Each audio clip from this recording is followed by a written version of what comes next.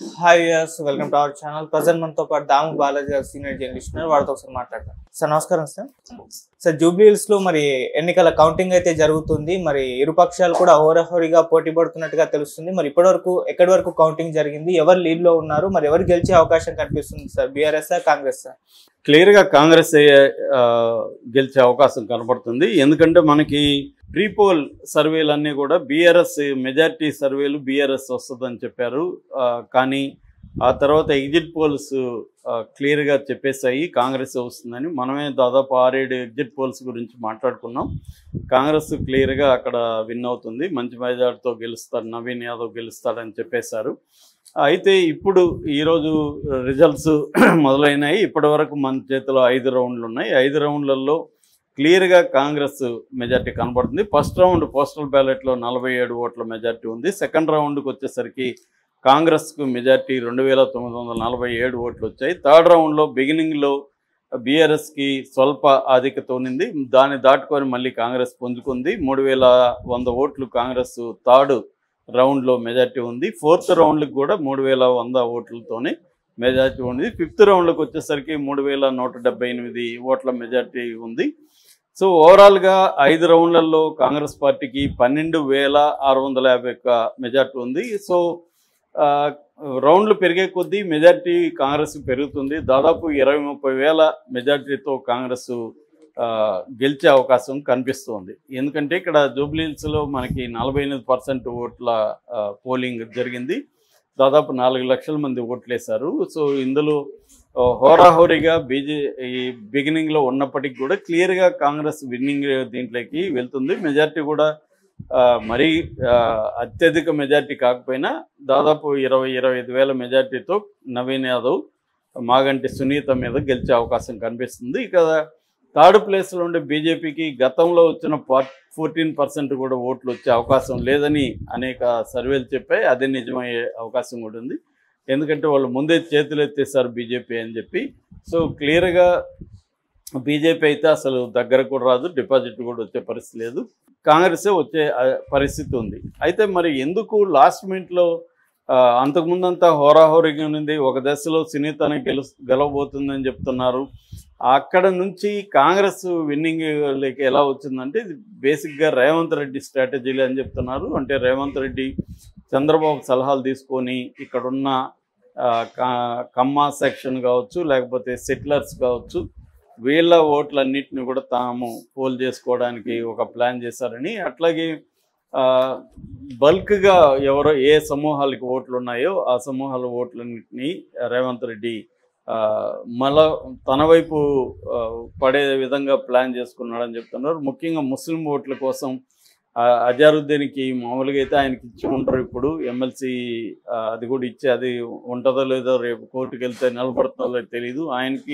అయినా కూడా అజారుద్దీన్కి ఆగమేఘాల మీద మైనార్టీ మంత్రిత్వ శాఖ ఇవ్వడం, అట్లాగే ఓవైసీ దగ్గర కూడా మైనార్టీ ఓట్లంతా వీళ్ళకి పడే విధంగా చేసుకోవడం, ఇక కమ్మ సంఘాలతో మీటింగ్ వేసి ఎన్టీఆర్ విగ్రహము పెడతాను అక్కడ మైత్రివనంలో పెడతానని ప్రకటించడం, మూడో వైపు సినీ కార్మికుల సమావేశం ఏర్పాటు చేసి సినీ కార్మికులకు వరాలు ప్రకటించడం, ఇవన్నీ కూడా పనిచేసాయి.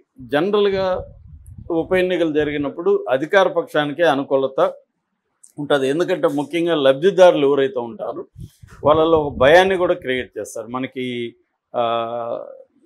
బిహేవియరల్ సైకాలజీలో ఏం చెప్తారంటే లాస్ అవర్షన్ అంటారు. లాస్ అవర్షన్ అంటే నాకు 1000 రూపాయలు దొరికినప్పుడు కలిగే ఆనందం కంటే 1000 రూపాయలు పోయినప్పుడు కలిగే బాధ ఎక్కువ ఉంటుంది అనేది బేసిక్ థియరీ. అలాగా ఇప్పుడు వీళ్ళకి 2000 3000 ఎవరో ఇస్తారు, కానీ వీళ్ళ పథకాలు పోయాయనుకో మంత్లీ వీళ్ళకి పోతుంది. సో ఈ భయాన్ని కూడా వాళ్ళలో కలిగిస్తారు. రెండోది, ఇప్పుడు బీఆర్ఎస్ గెలిపించి మాత్రం ఏం చేయబోతాం, కాంగ్రెస్ గెలిపిస్తే మనకు కనీసం పథకాలు వస్తాయి అన్న ఇది ఉంటుంది. కాంగ్రెస్ని ఓడిస్తే పథకాలు పోతాయేమో అన్న భయాందోళన కూడా వాళ్ళల్లో ఉంటాయి. అందుకని ఇక్కడ ఏమైందంటే బీఆర్ఎస్కి middle class upper middle class వీటిల్లో బలం ఉండొచ్చు, కానీ వాళ్ళెవరు వచ్చి ఓట్లు వేసే పరిస్థితిలో ఉండరు.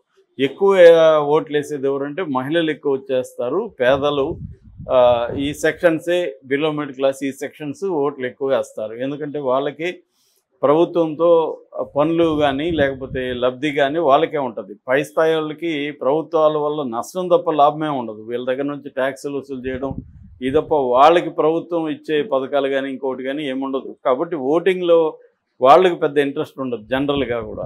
సో ఇక్కడ అదే జరిగింది. రెండోది ఇంకొక ఇది చేసింది ఏంటంటే ఈ ఫ్యామిలీకి ఎంతో కొంత మాగంటి సునీతకి బిగినింగ్లో ఒక సింపతి అనేది ఉంది. ఎందుకంటే మాగంటి గోపీనాథ్ అంటే మంచి అభిమానం ఉంది, 3 సార్లు ఆయన ఎమ్మెల్యేగా గెలిచాడు.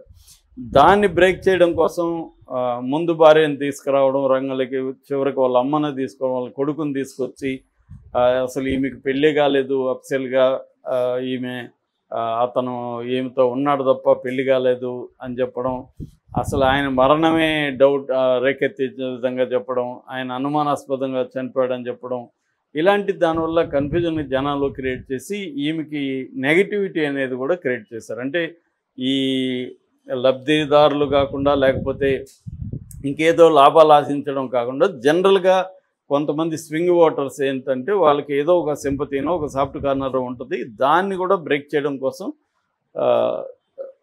రేవంత్ రెడ్డి స్కీమ్లు వేసి వాళ్ళని తీసుకురావడం అనేది కూడా పనిచేసినట్టుగా మనకు అర్థమవుతుంది. అంటే రేవంత్ రెడ్డి స్కీమ్లన్నీ ఆయన వేసిన ఎత్తులన్నీ పనిచేసి, ఎందుకంటే రేవంత్ రెడ్డి దీన్ని ప్రెస్టేజియస్గా తీసుకున్నాడు. ఈ ఉప ఎన్నికలో కానీ ఓడిపోతే రేవంత్ రెడ్డికి ఇంటర్నల్గా కూడా చాలా ప్రాబ్లమ్స్ వస్తాయి కాంగ్రెస్లో. కాబట్టి ఎట్టి పరిస్థితుల్లో గెలిపించుకోవాలి అనేది రేవంత్ రెడ్డికి ఉంది. బిగినింగ్లో కూడా అసెంబ్లీలో గెలిచిన తర్వాత ఎంపీ దీంట్లో అంత పెర్ఫార్మెన్స్ రాలేదని రేవంత్ రెడ్డి మీద విమర్శలు ఉన్నాయి. కాబట్టి ఇప్పుడు రేవంత్ రెడ్డికి ఏంటంటే విత్ ఇన్ ద పార్టీలో కూడా అనేక డిసెంట్ వాయిస్లు ఆయన ఎవడు కేర్ చేయట్లేదు, ఎవరి పార్టీకి వాళ్ళు పనులు చేసుకుని ఎవరి పార్టీకి వాళ్ళు అక్రమాలకు తెరదీస్తున్నారు అనేది టాక్ వచ్చింది. రేవంత్ రెడ్డి కంట్రోల్ లేదు పార్టీ మీద అని. సో మనకి కొత్తగా చెప్పాలంటే లేటెస్ట్ ఎగ్జాంపుల్ కొండా సురేఖ. కొండా సురేఖ కూతురు డైరెక్ట్గా రేవంత్ రెడ్డి మీదనే ఆరోపణలు చేయడం, అతని దగ్గరున్న వ్యక్తి మీద ఆరోపణలు చేయడం, అవన్నీ చేసింది. దాని తర్వాత సురేఖ కూడా చాలా స్ట్రాంగ్గా గట్టిగా ఉన్నింది, క్యాబినెట్ మీటింగ్ కూడా ఎగ్గొట్టింది. ఇవన్నీ జరిగినప్పుడు రేవంత్ రెడ్డి సొంత మంత్రులే ఆయన మాట వినట్లేదు, ధిక్కరిస్తున్నారు నాకు ఆ ఫీలింగ్ వెళ్ళింది. దీనంత నుంచి బయటపడడానికి ఆయన ఖచ్చితంగా ఇది గెలిపించుకోవాలి, గెలిపించకపోతే ఇంకా ఎక్కువగా డిసెంట్ వాయిస్లు పెరుగుతాయి అన్న ఒక భయం అయితే రేవంత్ రెడ్డికి ఉంది. అందుకని ఆయన లైఫ్ అండ్ డెత్ లాగా దీన్ని తీసుకొని ఆయన పనిచేసి రకరకాల వ్యూహాలు వేసి చేశాడు. దీనికి చంద్రబాబు సపోర్ట్ కూడా ఉందని చెప్తున్నారు. సో ఏదేమైనా క్లియర్గా అయితే నవీన్ యాదవ్ అక్కడ విన్ అయ్యే అవకాశాలు ఉంది. బీఆర్ఎస్కి ఓటమి అయితే తప్పేట్లు లేదు. Okay sir, thank you so much sir.